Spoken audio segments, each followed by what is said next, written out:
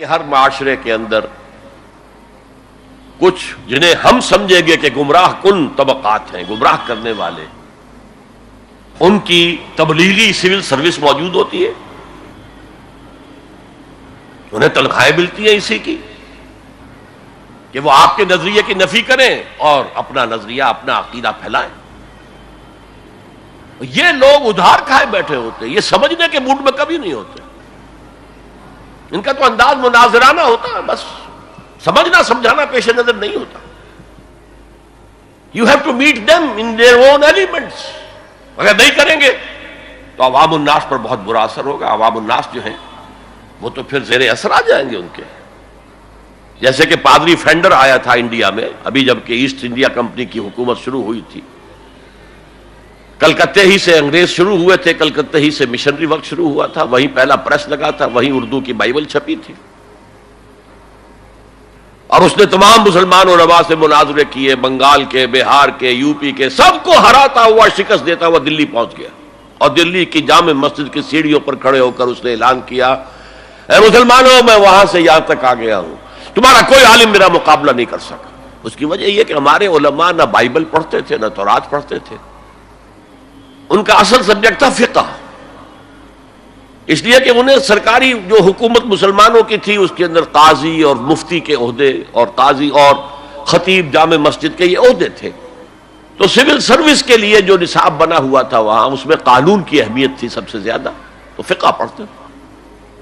اور وہ لوگ تیار ہو کر آتے تھے، پوری طرح عربی سے واقف ہے، قرآن سے واقف ہے، تو مقابلہ کیسے ہو؟ اور اگر اس وقت کوئی شخص مقابلے میں نہ آ سکتا، ایک تو عجیب بات نوٹ کیجئے کہ اس وقت اسلام اور توحید کا دفاع کرنے والا سب سے بڑا ایک ہندو تھا، راجا رام موہن رائے،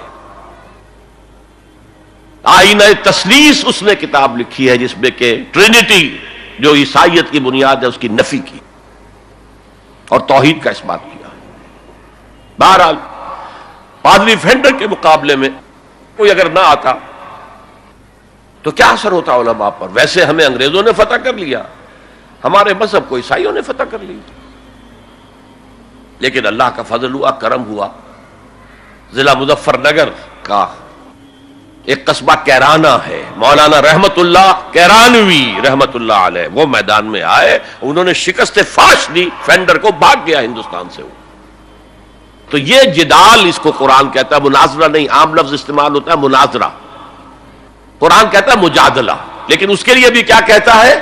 جدال بھی کرو تو خوبصورت طریقے سے، گالت گلوچ نہ کرو، لوگوں کی توہین نہ کرو، ان کے جھوٹے معبود ہیں تو انہیں گالیاں مت دو، شریفانہ انداز میں بات کرو۔ یہ تین لیولز دعوت کی، ظاہر بات ہے کہ اس طرح کے مناظرے کے لیے بھی اسپیشل ٹریننگ کی ضرورت ہوتی ہے۔ اگر آپ ان مذاہب کی گہرائی میں نہیں اترے ہوئے، ان کی تاریخ کی جو ہے پورا پس منظر آپ کو معلوم نہیں، ان کے اسکرپچرز کو آپ نے نہیں پڑھا ہے، تو آپ کیسے کریں گے مناظرہ؟ تو یہ تین سب لیولز ہیں دعوت و تبلیغ کے، جہاد کے، جس میں جان بھی لگتی ہے، مال بھی لگتا ہے۔ ایک ادعو الی سبیل ربک بالحکمہ for the elite, intellectual elite, والموعظۃ الحسنہ فار دی کامن ماسز،